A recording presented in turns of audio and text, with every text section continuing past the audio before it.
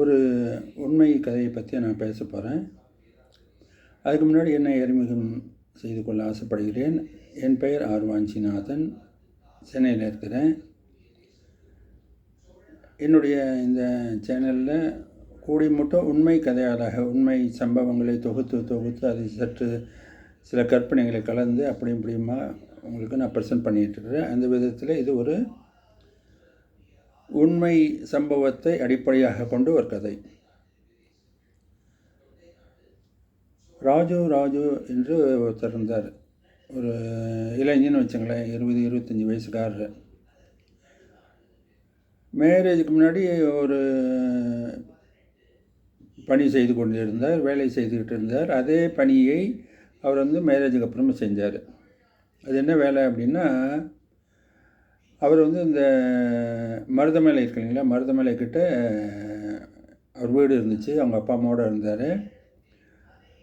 அவருக்கு யாரும் சொல்லிட்டாங்க, இந்த பாம்பு இருக்கு இல்லைங்களா, பாம்பின் தோல் இருக்கு இல்லைங்களா, பாம்பின் தோலுக்கு மிகப்பெரிய ஒரு டிமாண்ட் இருக்குது ஃபாரின் கண்ட்ரீஸில். வெளிநாடுகளில் பாம்பின் தோலினால் பை செய்கிறாங்க, பெல்ட் செய்கிறாங்க. அதனால் ஒரு நல்ல ஒரு டிமாண்ட் இருக்குதுன்னு சொல்லிட்டு, நீ பாம்பை எங்கு கண்டாலும், சின்னதோ பெருசு எந்த பாம்பை கண்டாலும் அதை கொலை செய்து அதன் தோலை வாகாக கிழித்து பத்திரப்படுத்தி ஒரு 10-15 எங்களுக்கு அனுப்பிச்சி பத்திரமா ஒரு கொரியரில் போட்டு அனுப்பிச்சிங்கன்னா உங்களுக்கு நிறைய பணம் கிடைக்குன்னு சொல்லிடுறாங்க. அந்த தொழிலை அவர் திருமணத்துக்கு முன்பாக செய்து வந்தார். அதே தொழிலை அவர் அப்படியே மேரேஜுக்கு அப்புறம் செய்யும்போது அவங்க மனைவி புஷ்பான்னு பேர், புஷ்பா தடுக்கிறாங்க. என்ன சொல்கிறாங்கன்னா, வேணாங்க, பாம்பு என்பது தெய்வத்தை போல, நாகங்கள் என்பது வழிபாடுக்கு உகந்தவை. அதனால தான் நாகராஜா கோவில், வேறு எந்த சிறு விலங்குகளுக்கும் மிருகங்களுக்கும் தனிப்பட்ட கோவில் இருப்பதில்லை. நாகம் இப்போ நாகராஜா கோவில் இருக்குது, திருவேற்காடு அம்மன் இருக்குது, சமயபுரம் மாரியம்மன், எல்லாத்துக்கும் நாகம் படையெடுப்பது போல் பெருமாள் இருக்குது. பெருமாள் மேலே ஆதிசேஷன். இதுமாரி ஒரு பாம்புக்கு, நாகத்திற்கு மிகப்பெரிய ஒரு அந்தஸ்து நமது வேதங்கள் கொடுத்திருக்கின்றன, இலக்கியங்கள் கொடுத்திருக்கின்றன. வணங்கத்தக்க அந்த பாம்பை நீங்கள் கொலை செய்து, அடித்து கொலை செய்து அதன் தோலை உரித்து விற்பீர்களா? அதை விற்று வரக்கூடிய வருமானத்தில் நம் குடும்பம் நடக்கணும், வேண்டாம் அப்படிங்கிறாங்க. இவன் சொல்கிறாங்க, இந்த குமார் சொல்கிறான், எப்படி என்ன பண்ண முடியும் சொல்லி பார்ப்போம்,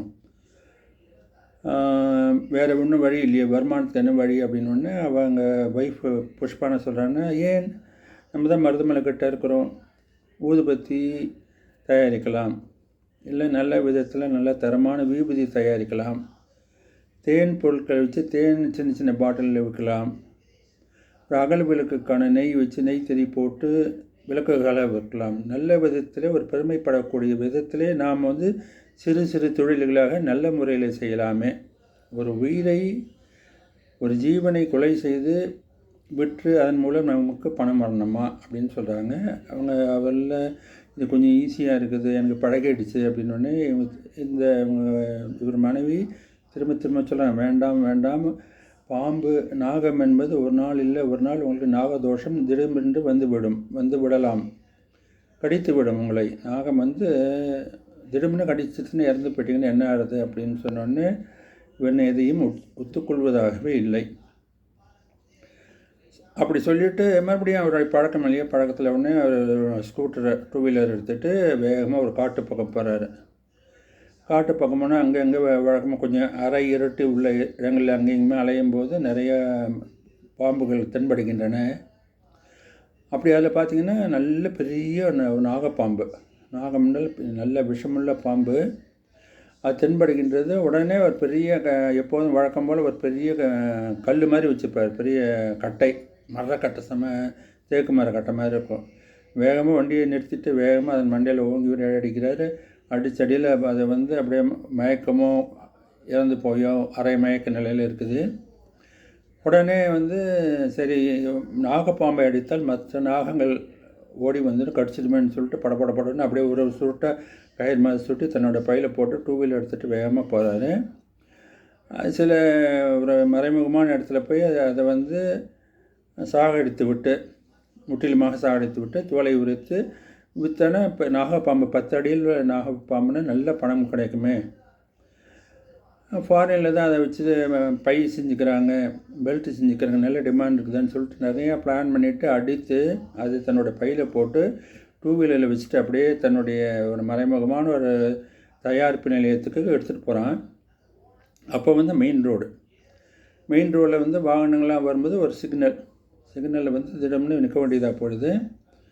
இவனை நிற்கிறான், காத்திருக்கிறான், வெயிட் பண்ணுறான். அப்போ வந்து இந்த நாகம் இருக்கு இல்லைங்களா, 10 அடி நல்ல உயரம் நீளமுள்ள மிகப்பெரிய வலிமையான நாகம் இருந்துச்சுன்னா அரை உயிர் தானே இருந்துச்சு. டப்புன்னு அதுக்கு உயிர் கொஞ்சம் மீதி உயிர் வந்தோடனே அது எப்படியா தப்பிக்கணும்னு நினச்சிட்டு அந்த சாக்கு பையன் டம்முன்னு வெளியிலேருந்து வந்து அந்த குமாரை காலில் வேகமாக ஒரு கடி கடிச்சிட்டு அப்படி இப்படி ஆங்கிற அவ்வளோ தப்பிச்சு ஓடி போயிடுது. அந்த நாகம் கடுமையான விஷமுள்ள நாகம். எனவே வந்து அப்படியே மயக்கமாயிடுறான். ஒன்று அக்கம் பக்கத்தில் அந்த சிக்னலில் இருந்தவங்களாம் பார்த்து கடன்னு அவனை ஒரு ஆஸ்பத்திரிக்கு அழைச்சிட்டு போகிறாங்க. அவங்கெல்லாம் பார்த்துட்டு ஒரு பாம்பு கடித்ததை பார்த்துருக்குறாங்க. ஆஸ்பத்திரி வந்து டாக்டர்கிட்ட அழைச்சிட்டு போயிட்டாங்க. டாக்டர் வந்து உடனே கேட்குற, என்னப்பா என்ன ஆச்சு ஏதாச்சு, உங்களுக்கு தெரிஞ்சவங்க யார் இருக்கிறாங்க, எந்த கிராமம், என்ன ஏது, கல்யாணம் ஆகிடுச்சா, மனைவி மக்களுக்கு யார் என்ன இருக்கிறாங்க, ஃபோன் நம்பர் வந்து கடற்கடான்னு ஒரு பேப்பரில் எழுதி கொடுத்துட்டு அப்படியே ஒரு அரை மயக்க நிலையில் போயிட்டேன். டாக்டர்லாம் செக் பண்ணிக்கிட்டு கிட்டத்தட்ட அவன் வந்து நினைவாக போயிடுச்சு அவனுக்கு. அப்போ அந்த நிலையில் ஒரு 1/2 hour அப்படியே 1/2 மணி நேரம் சென்று கொண்டே இருக்கும்போது அவன் மனைவி வந்து அங்கேருந்து மனைவிக்கு தெரியப்படுத்தினா மனைவி வந்து வேகமாக ஓடி வராங்க.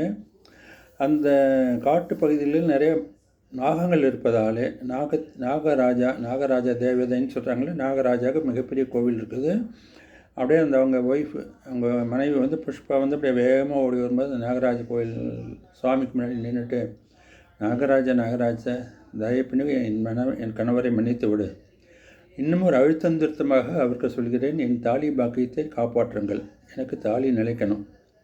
நான் வந்து ஒரு அழுத்தந்திருத்தமாக சொல்கிறேன், இனிமேல் நாகங்களுக்கு அவர் ஏதும் தீங்கு பண்ண மாட்டார், கொஞ்சம் காப்பாற்று என் கணவரேன்னு சொல்லிட்டு வேகமாக ஓடி ஆஸ்பத்திரிக்கு வராங்க.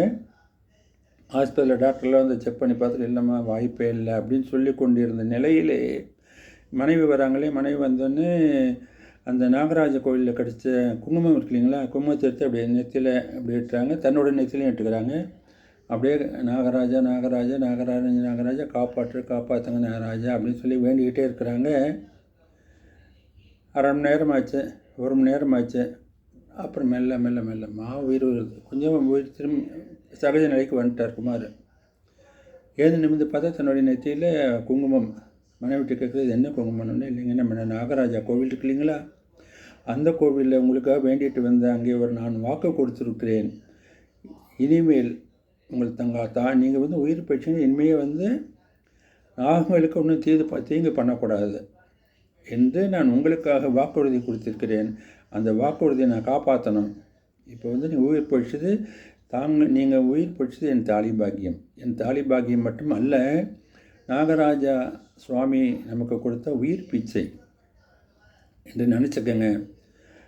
இனிமேக்க நீங்கள் நாகங்களுக்கு எதுவும் தீங்கு பண்ண மாட்டீங்க, நாகங்களே நீங்களும் மனசார வழிபடுங்க.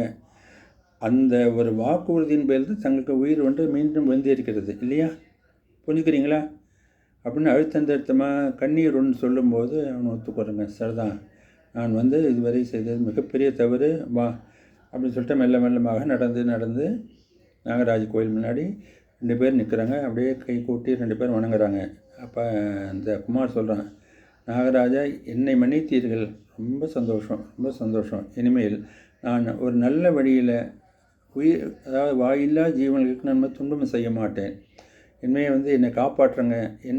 என்னை போன்ற பல இளைஞர்களுக்கு பல பேருக்கு நான் ஒரு வழிகாட்டியாக இருந்து எளிய முறையிலே நல்ல முறையிலே யாருக்கும் தீங்கு செய்யாத ஒரு தொழிலாக நான் வந்து அந்த தொழிலில் ஈடுபட செய்வேன். இந்த உயிர் தாங்கள் கொடுத்த பிச்சை, என் மனைவியின் தாலி பாக்கியம். ஓம் ஸ்ரீ நமோ நாகராஜா என்று சொல்லி கை கூப்பிட்டு வழிபடுகிறான். நெற்றியிலே உள்ள குங்குமம் பளிச்சென்று தெரிகிறது.